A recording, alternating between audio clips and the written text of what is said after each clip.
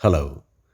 Very good evening, dear students. Welcome back to Sudeva's Chemistry's classes. तो कल हम पढ़ रहे थे हेनरीज लॉ।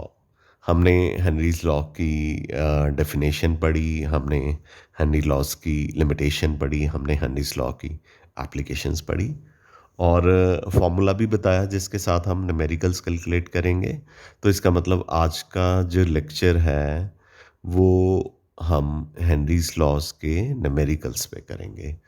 तो कल हमने हेनरीज लॉ के न्यूमेरिकल्स के लिए जो फॉर्मूला ड्राइव करा था या बताया था वो था P A is equal to K H into X A मतलब किसी गैस का नाम है, तो ये हो गया partial pressure of gas A is equal to K H Henry constant है।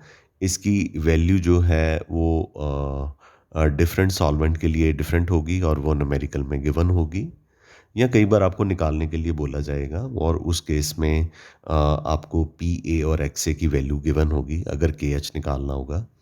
तो एक्स जो है मोल फ्रैक्शन होता है और ए का मतलब गैस ए का मोल फ्रैक्शन है।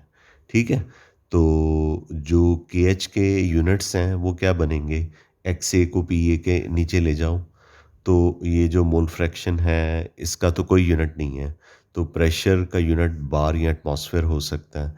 तो इसका मतलब कि जो के एच के यूनिट्स हैं यानी कि हेनरी कांस्टेंट के यूनिट जो है वो बार या एटमॉस्फेयर हो सकते हैं। लेकिन अगर हम P A is equal to K H into X A को इन्वर्स करके लिखें, X A is equal to K H into P A, उस केस में जो ये जो कांस्टेंट है ये हो जाएगा x A upon P A और इसके यूनिट हो जाएंगे 1 अपॉन एटमॉस्फेयर और बार, यानी कि के यूनिट हो जाएंगे पर बार या पर एटमॉस्फेयर। तो अब इस चीज़ को आपने देखना है कि अगर किसी न्यूमेरिकल में हेनरी कांस्टेंट के यूनिट जो हैं पर बार या पर एटमॉस्फेयर है तो आपने ये वाला फार्मूला अप्लाई करना है। तो ऐसा एक न्यूमेरिकल मैंने सॉल्व इसमें करा है जिसमें के एच के यूनिट जो हैं पर मिलीमीटर में है। पर मिलीमीटर मतलब कि आपको ये इक्वेशन यूज़ करनी पड़ेगी। ठीक है, तो मैं आपको पहला न्यूमेरिकल जो है इसके ऊपर बेस्ड करवाने जा रहा हूँ। ठीक है, इस पे कहा गया है कि नाइट्रोजन गैस को आपने पानी में से बबल करना है 293 केल्विन टेम्परेचर पे, और कितने मिली मोल्स नाइट्रोजन के डिज़ोल्व होंगे 1 लीटर वाटर में। अज्यूम कीजिए कि नाइट्रोजन जो है उसका पार्शियल प्रेशर 0.987 बार है और हेनरी लॉ कांस्टेंट जो है वो 76.84 किलो बार गिवन है। एनसीईआरटी का न्यूमेरिकल है, तो पहले हम देख लेते हैं कि गिवन क्या क्या है। एक तो हमें हेनरी कांस्टेंट की वैल्यू गिवन है 76.84 किलो बार। तो किलो बार है ना, तो किलो बार को बार में कन्वर्ट करने के लिए 1000 से मल्टीप्लाई कर लेते हैं तो ये 76,480 बार आ जाएगा।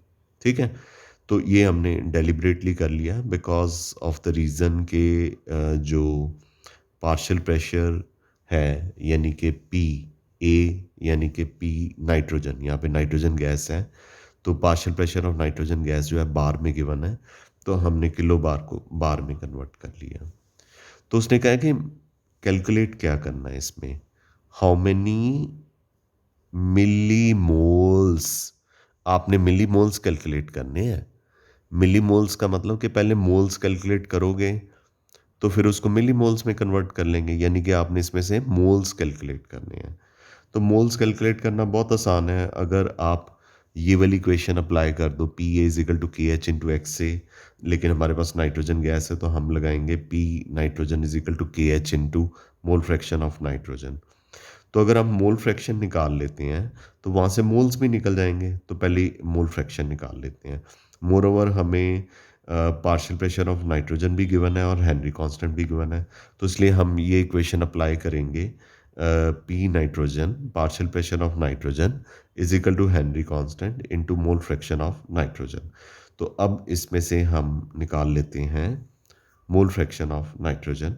इसके लिए इक्वेशन क्या बन जाएगी? Partial pressure of nitrogen upon Henry constant. Partial pressure of nitrogen जो हमें गिवन है 0.987 बार है, और के एच हमें किलो बार में गिवन था, उसको मैंने बार में कन्वर्ट कर लिया, बार और बार कट गए, ठीक है। तो मोल फ्रैक्शन जो निकला दैट वाज 1.29 1.29 इंटू 10⁻⁻5। तो ये हमारा मोल फ्रैक्शन निकल गया। तो मोल फ्रैक्शन जब आपका निकल जाता है तो फिर आपने क्या करना होता है? मोल फ्रैक्शन किसके इक्वल होता है? मोल फ्रैक्शन सपोज नाइट्रोजन का है तो ये किसके इक्वल होगा? फॉर्मूलीज कराए थे, तो number of mole of nitrogen ऊपर, नीचे number of mole of nitrogen plus number of mole of solvent, और सॉल्वेंट इसमें क्या गिवन है? 1 लीटर ऑफ वाटर, ठीक है। और वाटर का मास और वॉल्यूम इक्वल होता है बिकॉज वाटर की डेंसिटी 1 ग्राम पर सेंटीमीटर क्यूब होती है, ठीक है। तो अब हमने मोल फ्रैक्शन नाइट्रोजन का कैलकुलेट कर लिया है। जब आपने मोल फ्रैक्शन नाइट्रोजन का कैलकुलेट कर लिया है तो अब आप क्या करेंगे? Mole fraction of nitrogen is equal to number of mole of nitrogen upon denominator में number of mole of nitrogen plus 55.55। अब ये 55.55 कैसे आया? कि ये इसमें लिखा हुआ है कि वाटर का वॉल्यूम गिवन है 1 लीटर। 1 लीटर का मतलब 1000 सेंटीमीटर क्यूब, और 1000 सेंटीमीटर क्यूब का मतलब है 1000 ग्राम, बिकॉज वाटर का वॉल्यूम और वाटर का जो मास है वो इक्वल होता है, ठीक है। वाटर का मास और वाटर का वॉल्यूम जो है वो इक्वल होता है, तो इसलिए 1000 number of mole of water हमने निकालने हैं, ठीक है। तो number of mole of water निकालने के लिए हम क्या करेंगे? Number of mole of water मैं यहाँ पे निकाल के देता हूँ। Number of mole of water is equal to mass of water upon molecular mass of water. Mass of water हमें नहीं given, volume of water given है 1 लीटर। 1 लीटर जो है वो किसके इक्वल होता है? 1000 ग्राम के इक्वल होता है। मॉलिक्यूलर मास वाटर का कितना होता है? 18। तो ये बेटा कितना आ जाएगा? 55.5। ये 55.5 यहाँ पे लिया। तो 55.5 के कंपैरेटिवली डिनोमिनेटर में जो number of mole of nitrogen है वो बहुत ही कम है, तो इसको निगलेक्ट कर देते हैं। ये हमने निगलेक्ट कर दिया। तो अब हमारे पास आ गया mole fraction of nitrogen is equal to number of mole of nitrogen upon 55.5, ठीक है। तो यहाँ पे जो n है number of mole of nitrogen है, तो number of mole of nitrogen, तो 55.5 को मोल फ्रैक्शन ऑफ नाइट्रोजन से क्रॉस मल्टीप्लाई कर दीजिए। मोल फ्रैक्शन ऑफ नाइट्रोजन हमने कितना निकाला हुआ था? 1.29 इंटू 10⁻⁻5। ये हम पीछे निकाल के आए हैं पिछले लीफ पे, और इसको 55.5 से मल्टीप्लाई कर दीजिए, तो number of mole of nitrogen आपके निकल आएंगे। पर उन्होंने कहा है कि मिली मोल्स निकालिए, तो इसको 1000 से मल्टीप्लाई कर दीजिए तो आपके मिली मोल्स निकल आएंगे। ये आपका आंसर हो गया। तो आई एम वेरी श्योर कि आपको ये न्यूमेरिकल जो है पहला क्लियर हो गया होगा। I have taken 9 minutes 10 seconds to complete first numerical. I'm very sure कि आपको ये क्लियर हो गया होगा, ठीक है। ओके, तो हम सेकंड न्यूमेरिकल पे चलते हैं। हमारा जो सेकंड न्यूमेरिकल है उसमें उसने कहा है कि के एच यानी कि Henry constant for oxygen dissolved in water is 4.34 into 10⁴ atmosphere at 25 degree Celsius, यानी के एच की वैल्यू गिवन है। और पार्शियल प्रेशर ऑक्सीजन का 0.2 एटमॉस्फेयर गिवन है। तो उसके बाद उसने कहा है कि कॉन्सेंट्रेशन इन मोल पर लीटर कैलकुलेट कीजिए। मतलब अब आपने कॉन्सेंट्रेशन मोल पर लीटर का मतलब मोलैरिटी को कैलकुलेट करना है। तो मोलैरिटी को कैलकुलेट करने के लिए भी आपको पहले क्या निकालना पड़ेगा, मोल फ्रैक्शन निकालना पड़ेगा, जैसे पिछले न्यूमेरिकल में निकाला था। मोल फ्रैक्शन निकालने के बाद आपको number of mole of oxygen निकालने पड़ेंगे, फिर वॉल्यूम, फिर आपको मोलैरिटी निकालनी पड़ेगी। तो मोल्स पर लीटर है, तो इसका मतलब कंसिडर कर लीजिए volume of water is equal to 1 litre. ठीक है, अब हम न्यूमेरिकल की शुरुआत करते हैं। के एच हमें गिवन है 4.34 इंटू 10⁻⁴ एटमॉस्फेयर, ये एटमॉस्फेयर में गिवन है, और मोल फ्रैक्शन ऑक्सीजन का 0.2 एटमॉस्फेयर है। तो हम partial pressure of sorry partial pressure of oxygen जो है वो 0.2 एटमॉस्फेयर है। ये गलती से एक्स लिखा गया, ये मैं इसको करेक्ट कर रहा हूँ। पार्शियल प्रेशर ऑफ ऑक्सीजन, ये देखिए, partial pressure of oxygen is 0.2 atmosphere. मैं रिपीट कर देता हूँ। इस न्यूमेरिकल में कहा गया है ऑक्सीजन को वाटर में डिसॉल्व किया गया, और के एच वाटर का के एच जो है हेनरी कांस्टेंट जो है इस न्यूमेरिकल का 4.34 इंटू 10⁻⁴ एटमॉस्फेयर है। तो के एच मैंने यहाँ पे लिख दिया, इसके यूनिट्स जो हैं एटमॉस्फेयर में गिवन है। If partial pressure of oxygen is 0.2 atmosphere, तो मैंने लिख दिया PO2 is equal to 0.2 atmosphere. तो इक्वेशन हेनरी लॉ की अप्लाई करते हैं न्यूमेरिकल के लिए। PO2 यानी कि partial pressure of oxygen is equal to Henry constant into mole fraction of oxygen. तो हमें पार्शियल प्रेशर ऑफ ऑक्सीजन भी गिवन है, हेनरी कांस्टेंट भी गिवन है, तो हम यहाँ से मोल फ्रैक्शन ऑफ ऑक्सीजन निकाल लेंगे। तो partial pressure of oxygen 0.2 atmosphere given है, Henry constant 4.34 into 10⁻⁴ atmosphere given है। तो एटमॉस्फेयर से एटमॉस्फेयर को काट देते हैं। ठीक है, कटिंग करने के बाद हमारे पास मोल फ्रैक्शन जो ऑक्सीजन का आया 4.6 इंटू 10⁻⁻6 है, इसका कोई यूनिट नहीं है। ठीक है, हमने मोल फ्रैक्शन कैलकुलेट कर लिया है। अब हमने मोलैरिटी निकालनी है। तो मोलैरिटी निकालने का फॉर्मूला आप सबको पता है क्या होता है, number of mole of solute upon volume of solution into 1000। ठीक है, तो हम क्या करते हैं कि इसमें मोलैरिटी निकालने के लिए पहले हम number of mole of solute यानी ऑक्सीजन कैलकुलेट कर लेते हैं। तो ये हो गया mole fraction of O2 is equal to number of mole of O2 divided by number of mole of O2 plus number of mole of water. इसको हमने निग्लेक्ट कर दिया बिकॉज डिनोमिनेटर में number of mole of oxygen is very small as compare to number of mole of water. ठीक है, तो हमारे पास आ गया mole fraction of oxygen is equal to number of mole of oxygen upon number of mole of water. तो mole fraction of oxygen हम calculate करके आए ऊपर 4.6 into 10⁻⁶ is equal to number of mole of oxygen.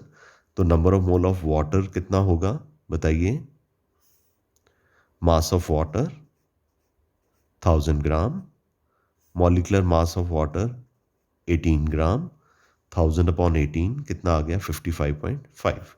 वैसे मुझे ये दोबारा करके नहीं बताना चाहिए था कि मैंने पिछले न्यूमेरिकल में ये बहुत टाइम लगा के आपको सिखाया था। तो यहाँ से number of mole of oxygen निकल आएंगे, 55.5 को 4.6 इंटू 10⁻⁻6 से मल्टीप्लाई कर दीजिए, तो हमारे पास number of mole of oxygen आ गए 4.6 इंटू 10⁻⁻6 मल्टीप्लाई बाय 55.5।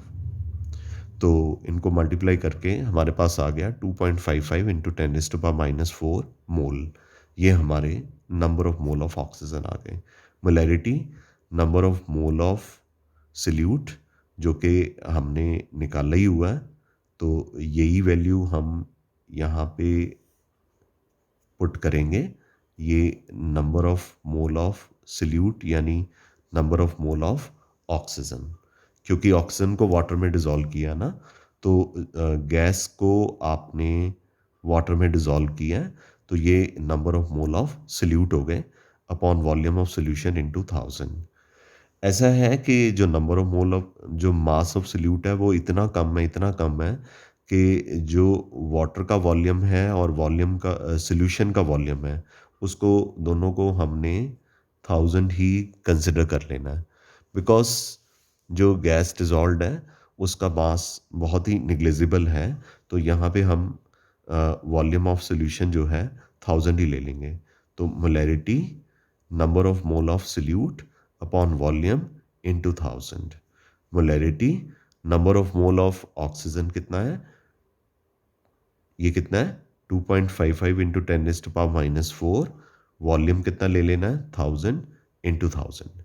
ये 1000 क्यों लिया है, बिकॉज वाटर का वॉल्यूम तो हम ले ही 1000 रहे हैं, 1 लीटर ले रहे हैं, सल्यूट के मास को हम नेग्लिजिबल कंसिडर कर रहे हैं, तभी तो डिनोमिनेटर में भी हमने number of mole of oxygen जो था उसको निगलेक्ट ही कर दिया था, तो इसलिए हम 1000 ही ले रहे हैं। ठीक है, और मोर ओवर न्यूमेरिकल में कहीं पे भी मास ऑफ सल्यूट मेंशन भी नहीं है, सिर्फ गैस का प्रेशर मेंशन है।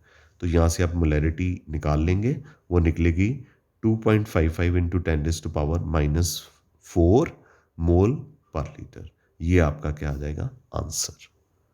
तो इस तरह से आपने मोलैरिटी निकालनी है या कॉन्सेंट्रेशन निकालनी है, या अगर वो सॉलिबिलिटी कहे तब भी आपने ये न्यूमेरिकल ऐसे ही करना है। आई एम श्योर कि आपको ये क्लियर हो गया होगा। दूसरा न्यूमेरिकल जो है मैंने अप्रॉक्सीमेटली 7.5 मिनट में करवाया। आई एम श्योर कि ये आपको क्लियर हो गया होगा, नहीं तो आप इसको रिपीट कर सकते हैं, क्योंकि कई बच्चे क्या होते हैं कि जब लेक्चर सुन रहे होते हैं ना तो उनका ध्यान इधर उधर भटक जाता है, मम्मी आवाज़ मार देती है, ओए इधर आई जरा, तो वो ध्यान आपका अटेंशन डिवर्ट हो जाती है, तो आप उधर चले जाते हो, फिर आपको लगता है कि सुन लेंगे बाद में आप सुनते नहीं। फिर जब आपका टेस्ट होता है, जब आपको पूछा जाता है, तो फिर आपको याद नहीं होता। तो अगर आपकी मम्मी ने आपको बुला लिया है या पापा ने आपको बुला लिया है, वैसे तो उनको बता के रखो कि 4:15 से लेके 5:15 तक हमें नहीं डिस्टर्ब करना जी, हमें अपनी क्लास लगानी है। लेकिन फिर भी कभी कोई ज़रूरी काम पड़ जाता है, तो अगर वो आपको बुलाते हैं, तो ये आपने लेक्चर अपना या न्यूमेरिकल जो है शुरू से कंप्लीट करना है। फर्स्ट और सेकंड न्यूमेरिकल में कोई डिफरेंस नहीं है। द ओनली डिफरेंस इज़ कि फर्स्ट न्यूमेरिकल में मोल्स निकालने के लिए बोला था और उसको 1000 से मल्टीप्लाई करके मिली मोल्स में कन्वर्ट कर दिया था, मिली मोल्स निकालने के लिए बोला था, लेकिन इसमें कॉन्सेंट्रेशन निकालने के लिए बोला है। तो कॉन्सेंट्रेशन का मतलब मोलैरिटी, मतलब number of mole of salute upon volume into 1000। तो number of mole of salute तो हमारे पास है ही है ये, ठीक है, ये number of mole of salute तो है ही है हमारे पास, वो हमने पुट कर दिए। वॉल्यूम सॉल्यूशन का आपने 1 लीटर ही लेना है इनटू 1000, तो इस तरह से जो number of mole of oxygen है वही इसकी क्या है कॉन्सेंट्रेशन है। तो एक तरह से हम यहाँ पे एक नट शेल ले सकते हैं हेनरीज लॉ के सारे न्यूमेरिकल्स में कि number of mole of solute is equal to molarity is equal to concentration. Henry's law के सारे न्यूमेरिकल्स में number of mole of solute is equal to molarity is equal to concentration. Henry's law के सारे numericals में जो number of mole of solute है वही molarity है, वही कॉन्सेंट्रेशन है। आई एम श्योर ये आपको क्लियर हो गया होगा। थर्ड न्यूमेरिकल पे चलते हैं। चलो, थर्ड न्यूमेरिकल थोड़ा छोटा है, जल्दी हो जाएगा। थर्ड न्यूमेरिकल में उसने कहा कि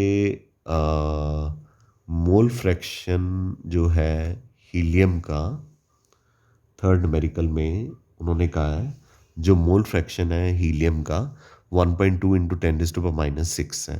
ये अब थर्ड न्यूमेरिकल एक ऐसा न्यूमेरिकल आया है जिसमें मोल फ्रैक्शन उसने खुद दे दिया है और हेनरी कांस्टेंट किलो बार में दे दिया है। तो इसका मतलब गिवन हमें हेनरी कांस्टेंट है जो कि किलो बार में है, 1000 से मल्टीप्लाई कर दिया बार में हो गया। और मोल फ्रैक्शन गैस जो है हीलियम है, तो मोल फ्रैक्शन हीलियम का दे दिया है। और उसने कहा कि पार्शियल प्रेशर कैलकुलेट करो। Very simple, partial pressure of helium is equal to Henry constant into mole fraction of helium. तो हेनरी कांस्टेंट की वैल्यू यहाँ पे पुट कीजिए और यहाँ पे आप मोल फ्रैक्शन ऑफ हीलियम की वैल्यू जो कि 1.2 इंटू 10⁻⁶ है, इनको मल्टीप्लाई कीजिए तो आपका जो पार्शियल प्रेशर है हीलियम का 0.174 बार आ जाएगा। ये आपका आंसर हो जाएगा। So simple. ठीक है, आई एम श्योर कि ये न्यूमेरिकल भी आपको अच्छे से क्लियर हो गया होगा। जो फोर्थ न्यूमेरिकल है ये आपकी जो टेक्स्ट बुक मैंने लगवाई हुई है उसमें नहीं है। तो उसने कहा है कि एक एक्सपेरिमेंट हो रहा है जिसमें 27 ग्राम असिटिलीन है। असिटिलीन का फॉर्मूला C2H2 होता है। उसको 1 लीटर एसीटोन में डिज़ोल्व किया गया और 1 एटमॉस्फेरिक प्रेशर पे। और अगर पार्शियल प्रेशर असिटिलीन का 1 एटमॉस्फेयर से इंक्रीज़ करके 12 एटमॉस्फेयर कर दिया जाए, यानी आपके पास दो प्रेशर हैं, P1 is equal to 1 atmosphere and P2 is 12 atmosphere. तो उसने कहा है कि पहले पार्शियल प्रेशर 1 एटमॉस्फेयर था, आपने उसको इंक्रीज करके 12 एटमॉस्फेयर कर दिया। P1 is equal to 1 atmosphere, P2 is equal to 12 atmosphere. और मास एसिटिलीन का 27 ग्राम पर लीटर है। 1 लीटर में, चूंकि ये 1 लीटर एसीटोन में डिजॉल्व है, तो आपने मास यानी कि सॉलिबिलिटी इसकी कैलकुलेट करनी है कि कितना मास एसिटिलीन का एसीटोन में यानी कि सॉल्वेंट में डिजॉल्व हो जाएगा अगर प्रेशर 1 एटमॉस्फेयर से इंक्रीज करके 12 एटमॉस्फेयर करते हैं। हेनरी लॉ के अकॉर्डिंगली जब आप प्रेशर इंक्रीज करते हैं तो सॉलिबिलिटी जो है वो इंक्रीज करती है। हेनरी लॉ के अकॉर्डिंगली आपने पढ़ा हुआ है कि जो मास ऑफ गैस डिज़ोल्व होता है किसी भी लिक्विड में, that is directly proportional to pressure. तो यहाँ पे पहले आपके पास दो लिक्विड्स हैं, एक एसीटोन है, ये सॉल्वेंट है, और इसमें आप गैस को डाल रहे हैं, सल्यूट को डाल रहे हैं, एसिटिलीन को।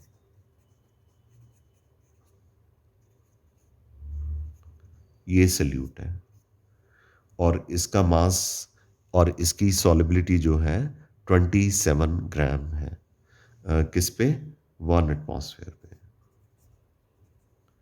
अब आपने प्रेशर को 1 एटमॉस्फेयर से 12 एटमॉस्फेयर कर दिया। जब प्रेशर 1 एटमॉस्फेयर से इंक्रीज करके 12 एटमॉस्फेयर हो गया तो इसकी सॉलिबिलिटी जो है वो इसमें इंक्रीज करनी चाहिए। तो उसके लिए फॉर्मूला लगाएंगे m1/m2 is equal to P1/P2। m1 हमें गिवन है, m2 हमने इसी की निकालनी है, पर प्रेशर आपने इंक्रीज किया है तो सॉलिबिलिटी इंक्रीज करेगी। m1 है हमारे पास, m2 हमने निकालना है, p1 है, p2 है। तो m1 की वैल्यू पुट कीजिए 27, m2 आपने निकालना है इज इक्वल टू P1 हमारे पास 1 एटमॉस्फेयर है और P2 हमारे पास 12 एटमॉस्फेयर है। नेचुरली 12 गुना सॉलिबिलिटी इंक्रीज कर जाएगी। तो 12 को 27 से मल्टीप्लाई कीजिए, आपका सॉलिबिलिटी जो है 324 ग्राम पर लीटर हो जाएगा। यहाँ पे आप ये एज्यूम कीजिए कि ये जो मास है 1 लीटर सॉल्वेंट में डिजॉल्व है, तो सॉलिबिलिटी m1 यहाँ पे सॉलिबिलिटी को रिप्रेजेंट कर रही है 27 ग्राम पर लीटर। जो एसीटोन है वो 1 लीटर हमें गिवन है। तो अगर पहले 27 ग्राम सल्यूट 1 लीटर एसीटोन में डिजॉल्व हो रहा था और प्रेशर 1 एटमॉस्फेयर था, तो अगर आप प्रेशर को 1 एटमॉस्फेयर से 12 एटमॉस्फेयर कर देते हो तो फिर एसिटिलीन का कितना मास इसमें क्या होगा, डिसॉल्व होगा। तो फिर आपने M2 जो है वो निकाल लिया। फॉर्मूला कौन सा अप्लाई किया, M1 upon M2 is equal to P1 upon P2। I am sure this is clear to you guys. Clear है? तो पांचवा न्यूमेरिकल एग्जैक्टली थर्ड न्यूमेरिकल जैसा ही है।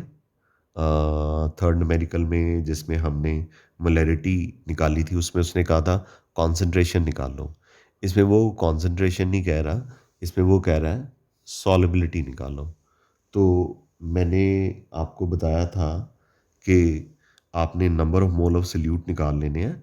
तो number of mole of salute जो है, number of mole of salute जो है वो कॉन्सेंट्रेशन होती है, वो मोलैरिटी होती है, और वही क्या होती है, सॉलिबिलिटी होती है।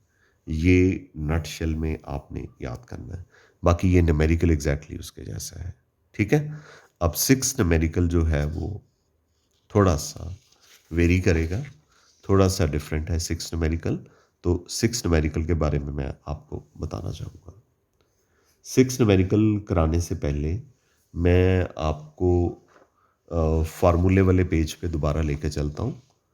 मैंने कहा था कि अगर वैसे तो 99% न्यूमेरिकल्स में फॉर्मूला हम अप्लाई करते हैं PA is equal to KH into XA, अगर हेनरी कांस्टेंट किस में दिया हो, बार में। लेकिन अगर हेनरी कांस्टेंट पर बार, पर एटमॉस्फेयर या पर मिलीमीटर में गिवन हो, तो आपने इक्वेशन अप्लाई करनी है XA is equal to KH into PA। ठीक है। तो अब हमने ये जो न्यूमेरिकल करना उसमें ये वाली इक्वेशन अप्लाई करनी है, बस बाकी और कुछ नहीं है। बस आपने के का यूनिट देखना है। तो 99% न्यूमेरिकल में जैसे मैंने 6 न्यूमेरिकल करवाने जा रहा हूँ, तो 5 न्यूमेरिकल में ये फर्स्ट इक्वेशन अप्लाई हो रही है। तो अगर के एच का यूनिट जो है पर एटमॉस्फेयर या बार की बजाय पर एटमॉस्फेयर या पर बार या पर मिलीमीटर हो, तो आपने equation P A is equal to K H into X A नहीं अप्लाई करनी, आपने X A is equal to K H into P A को यूज़ करना है। ये मैं बताना चाह रहा था। तो इसमें के एच जो गिवन है 8.42 इंटू 10⁻⁻7 मोलर पर मिलीमीटर मर्करी है। पर मिलीमीटर नज़र आ गया ना आपको? तो और सबसे बड़ी बात ये है कि इसमें थोड़ी और भी एक टेक्निकलिटी है। उसमें उसने कहा है कि कॉन्सेंट्रेशन नाइट्रोजन की एक गिलास पानी में कितनी प्रेजेंट होगी रूम टेम्परेचर पे। अज्यूम कीजिए कि टेम्परेचर 25 डिग्री सेल्सियस है कमरे का, और टोटल प्रेशर 1 एटमॉस्फेयर है। पार्शियल प्रेशर नहीं गिवन, पार्शियल प्रेशर नहीं गिवन, बल्कि क्या गिवन है, टोटल प्रेशर। तो मतलब हमें पहले पार्शियल प्रेशर निकालना पड़ेगा। तो पार्शियल प्रेशर निकालने के लिए मोल fraction of nitrogen into total pressure. तो मोल फ्रैक्शन नाइट्रोजन का हमें जो है गिवन है 0.78 है। मोल फ्रैक्शन के कोई यूनिट नहीं होते। और टोटल प्रेशर जो है वो 1 एटमॉस्फेयर गिवन है, लेकिन उसको मिलीमीटर में ले लिया है क्योंकि हेनरी कांस्टेंट जो है पर मिलीमीटर में है। तो एक एटमॉस्फेयर में कितने मिलीमीटर होते हैं, 760। तो पार्शियल प्रेशर ऑफ नाइट्रोजन कितना हो गया, 0.78 into 760 is equal to 592.8 millimetre. ये पार्शियल प्रेशर हमारा निकल गया। क्या निकाल लिया, पार्शियल प्रेशर। अब जो हेनरी कांस्टेंट है पर मिलीमीटर में है, तो इक्वेशन क्या यूज होगी, mole fraction of nitrogen is equal to Henry constant into partial pressure of nitrogen. तो हमने मोल फ्रैक्शन ऑफ नाइट्रोजन निकालना है या कॉन्सेंट्रेशन निकालनी है। और मैंने आपको बहुत बार बताया कि अगर आपने कॉन्सेंट्रेशन निकालनी है तो उसके लिए आपको मोल फ्रैक्शन निकालना पड़ेगा। तो mole fraction is equal to K H into P N two. अब हमने ये इक्वेशन पहले जो 5 न्यूमेरिकल हैं वो वाली नहीं यूज़ की, डिफरेंट यूज़ की है, क्योंकि हमारे पास हेनरी कांस्टेंट जो है पर मिलीमीटर में है। तो के एच की वैल्यू यहाँ पे गिवन है 8.42 इंटू 10⁻⁻7 मोलर पर मिलीमीटर। मोलर पर मोलर पर मिलीमीटर। ठीक है, ओके। अच्छा, तो ये अगर मोलर पर मिलीमीटर है और पार्शियल प्रेशर ऑफ नाइट्रोजन जो है 592.8 मिलीमीटर है। मिलीमीटर और मिलीमीटर हमारे कट गए, ठीक है? मिलीमीटर और मिलीमीटर हमारे कट गए। ये मैं ठीक कर दूं जरा, मोलर पर मिलीमीटर, ठीक है? तो मोलर ओब्लिक मिलीमीटर मैंने कर दिया, तो बात वही होगी ना, मोलर पर मिलीमीटर। तो ये पर मिलीमीटर और मिलीमीटर कट गए, मोलर हमारे पास बच गया, ठीक है? तो मोलर बच गया तो मतलब मोलैरिटी निकल आई। तो इसको और इसको मल्टीप्लाई करो तो मोल फ्रैक्शन आपका इतने मोलर निकल आया। तो उसने क्या कहा था कॉन्सेंट्रेशन निकालने के लिए, और जो मोलैरिटी होती है वो क्या होती है, कॉन्सेंट्रेशन की एक फॉर्म होती है। I am sure this is clear to you guys, understand? तो ये हमने 6 न्यूमेरिकल्स करते करते अप्रॉक्सीमेटली 32 मिनट्स लिए हैं। तो 32 minutes is quite a big time to do these 5-6 numericals. I'm very sure मैंने इसमें आपके सॉल्व्ड और अनसॉल्व्ड न्यूमेरिकल्स, अनसॉल्व्ड तो सारे कवर कर दिए हैं, और एक किसी और बुक का भी न्यूमेरिकल करवा दिया है। सॉल्व्ड में भी एनसीईआरटी का एक न्यूमेरिकल करवा दिया है, ठीक है? तो आपने अब सॉल्व्ड जो 2 न्यूमेरिकल आपकी किताब में हैं वो ट्राई करने हैं, ठीक है? With this we call it a day. I hope you understood the lecture nicely. आप इसको 1-2 बार सुनिए, कोई प्रॉब्लम है तो आप मुझसे पूछ लीजिए, ठीक है? Thank you very much, we call it a day, love you.